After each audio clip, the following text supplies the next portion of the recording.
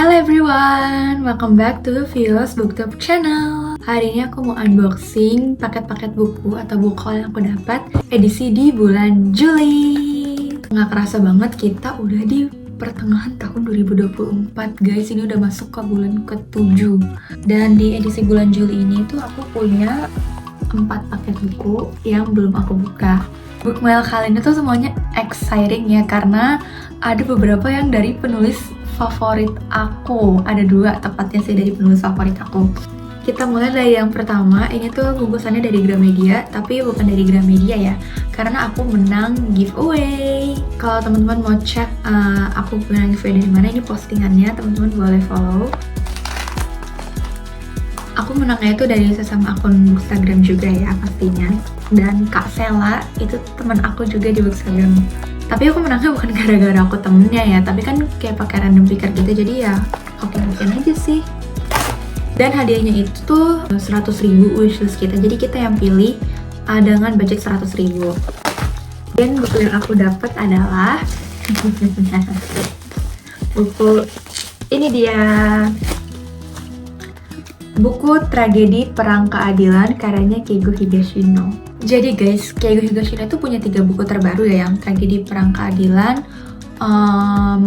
Hotel Masquerade, aku nggak tahu baca gimana, sama satu lagi tuh aku lupa judulnya apa ya. Pokoknya ada 3 yang baru dan 3-tiganya itu aku belum punya. Terus aku kasih tau ke Kak Sela, pokoknya pilihin aja buku Keigo Higashino yang terbaru, dan ternyata aku dikasih buku ini guys. Ini ceritanya tentang apa ya, Nagamine Shige yang hidup berdua dengan putrinya Emma. Dan suatu malam Emma pergi menonton festival musim panas, tapi nggak pernah pulang dan ditemukan mayatnya di sungai. Terus sambil menunggu proses penyelidikan, ternyata ayahnya ini tuh udah dapat informasi tentang pelaku dan lokasi pembunuhan Emma. Terus Nagamine, ayahnya ini tuh menyusup ke apartemen yang ia dapat tentang pelakunya. Di sana ia tuh menemukan kaset berisi video rekaman peristiwa pemerkosaan dan pembunuhan putrinya. Wow, gimana rasanya jadi ayah terus ngeliat anaknya sendiri. Dan akhirnya Nagamine ini tuh memutuskan untuk mengadili mereka, para pelaku, dengan tangannya sendiri. Apakah Nagamine akan berhasil dan kepada siapakah hukum akan memihak? Emang buku-bukunya Keigo Higashino tuh kadang suka bikin kita tuh harus nge-side, tapi kayak nge-side-nya tuh kayak ini bener atau secara moral ini bener, tapi secara sosial ini yang bener, secara hukum ini yang bener. Nah, kayaknya tuh ada confusion di balik itu, yang mana moral yang bener, yang mana hukumnya yang benar gitu loh. So, aku excited banget untuk baca buku Keigo Higashino, since Keigo is one of my favorite author. Dan ini paket yang selanjutnya, aku dapat kiriman dari KPG, yaitu Kepustakaan Populer Gramedia. Itu bungkusannya edisi KPG ke-28 tahun. Temanya itu kembali belajar membaca.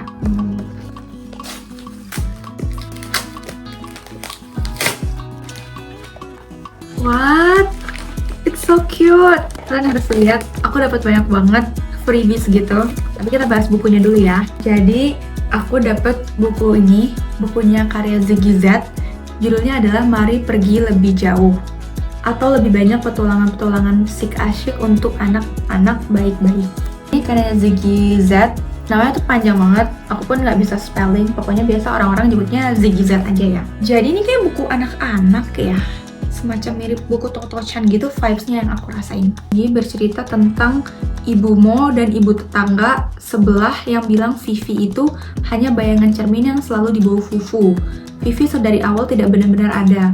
Kucing luar biasa hanyalah kucing. Kuping yang digoreng crispy sebenarnya jamur kuping.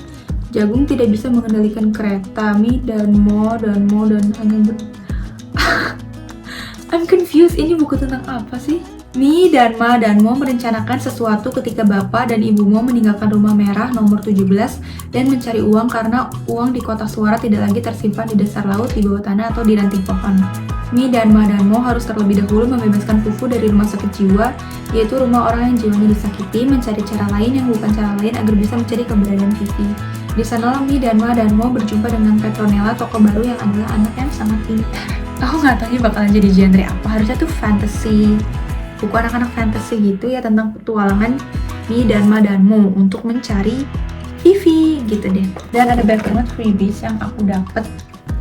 Ini aku pertama dapat semacam postcard atau surat gitu yang isinya semoga bisa enjoy membacanya dan menularkan ke sekitar. Selamat membaca. Thank you tim KPG.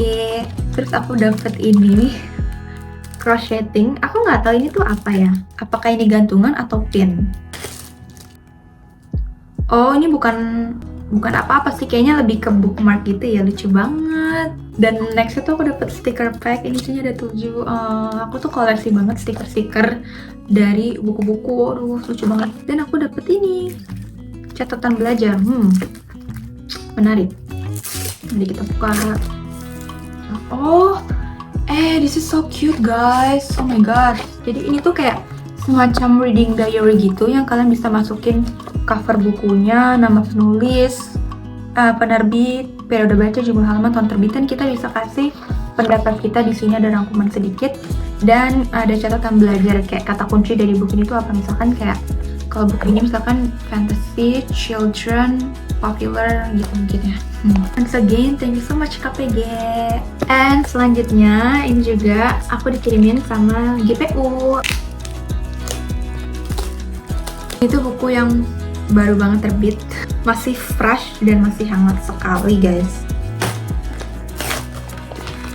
Dan buku yang aku dapat adalah ini dia, buku Agensi Rumah Tangga karyanya Almira Bastari.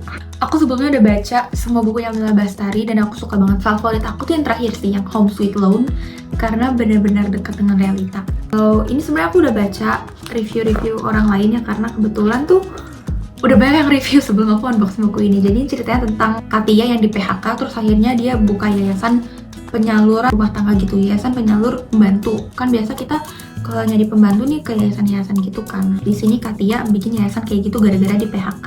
Tapi ada semacam trope juga dengan hubungan dengan ibunya, yang ibunya tuh kayak masih kurang menganggap pekerjaan itu tuh real ya, karena ibunya tuh PNS. Dan di sini aku juga dapat tanda tangan Almira Bastari. Aduh, wangi buku baru tuh nggak ada yang bisa nandingin. Thank you so much GPU atas kirimannya. Dan paket yang terakhir ini paling besar guys. Aku nggak tahu ini isi bukunya tuh apa aja. Ini kirimannya dari Penerbit Baca.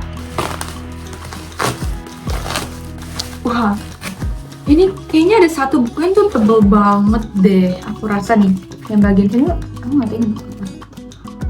Oke, mari kita buka. Hah? Ini nggak salah. Banyak banget. Isinya tuh ada 6 buku guys. Aku sangat-sangat terkejut. Jadi di sini yang pertama ada Toko Buku Abadi. Ini karyanya Yudi Herwibowo. Terus yang kedua ada Toko Buku Kucing Hitam. Karyanya aku nggak tahu baca gimana. Pier Giorgioi Pulizzi. Lalu ada buku ini, Parnassus Keliling, karyanya Christopher Morley. Jadi kalau yang pertama ini Toko Buku Abadi itu menceritakan tentang buku-buku bagus yang udah dikurasi pemiliknya, yang dimiliki sama sepasang suami istri yang sudah senja. Lalu segera saja Toko Buku Abadi disinggahi oleh para bibliofil, sundoku, kolektor buku langka, abibliofil, librokubikularis, hingga penulis bestseller dan penerbit idealis. Namanya Toko Buku Abadi. Sudah siapkah kau membaca segala rahasia yang tersimpan di dalamnya? Oh, tapi ini untuk dewasa. Aku nggak tahu gimana bisa nih untuk buku dewasa kalau temanya tentang toko buku. Mungkin dari rahasia-rahasia itu ada yang atau vulgar, I don't know, let's find out ya. Terus kalau yang Toko Buku Kucing Hitam ini tuh bercerita tentang mantan guru matematika dan penggemar berat cerita kriminal yang membuka toko buku kecil di Cagliari dengan spesialisasi novel misteri. Ini kayak tipe toko buku yang bakal aku datengin tiap minggu sih, karena aku suka banget sama buku-buku kriminal misteri gitu. Nama toko buku di buku ini tuh terinspirasi dari 2 kucing hitam yang berkunjung ke toko buku dan tidak pernah pergi. Dan kucing hitam ini tuh menjadi daya tarik ya, karena pengikutnya yang banyak di Instagram, sehingga menyelamatkan toko buku ini dari kebangkrutan. Toko buku ini tuh namanya Les Chats Noir, juga memiliki klub buku detektif yang tampak tidak serasi tetapi nyatanya sangat kompak. Bahkan setahun lalu detektif Selasa membantu Angela Di Marsa, detektif yang juga teman lama Marzi, untuk menyelesaikan suatu kasus. Buku ini tuh menawarkan keelokan kota Roma, mempertemukan kita kepada figur-figur legendaris, dan juga kita dibuai dengan intip kejahatan memukau yang ditutup dengan akhir yang mengguncang. Wah, penerbit baca tuh pinter banget milih buku yang udah diterjemahin karena menarik semua. Lalu ada buku ini, Parnassus Keliling, seorang mantan guru pribadi yang berusia hampir 40 tahun. Ada juga seorang mantan pengusaha yang setelah meninggalkan karir pertama mereka, keduanya pindah ke pertanian dan menjalani kehidupan yang tenang. Kisah di buku ini tuh dihiasi dengan perkelahian sengit di pinggir jalan, pelarian heroik dari kematian, hidangan paling lezat dalam sejarah masakan Yankee, rekomendasi buku dari tahun 1800-an, dan kisah cinta yang langka tanpa melupakan pandangan feminis dari awal 1900-an. Kayaknya tentang tokoh buku yang menghampirimu dan merekomendasikan buku yang tepat untuk kamu. Karyanya Christopher Morley. Ini semua tiga-tiga tentang tokoh buku, guys. Ditambah, aku tuh punya buku mininya. Nih, lihat deh. Aku nggak tahu itu bukunya juga, tapi versi book pocket atau apanya gitu. Aku akan buka salah satunya ya. Oh, ini tuh cuma book, apa sih namanya? Notebook, I mean. Aku pikir bukunya tapi versi pocket gitu kan, ada beberapa buku Inggris juga yang ukurannya seperti ini, tapi ternyata bukan.